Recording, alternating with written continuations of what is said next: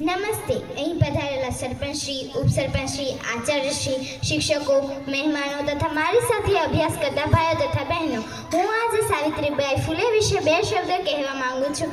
મારી આશા છે કે આપ સૌ શાંતિથી સાંભળશો. સાવિત્રીબાઈ ફૂલે દેશના પ્રથમ મહિલા શિક્ષિકા હતા. સમાજ સુધારક, કવિત્રી અને સાહિત્યમાં મોક્ષાંગ સ્થાન ધરાવનાર સાવિત્રીબાઈ ફૂલેનો જન્મ 3 જાન્યુઆરી 1831ના રોજ મહારાષ્ટ્રના સતારા જિલ્લાના નાઈ ગામમાં થયો હતો.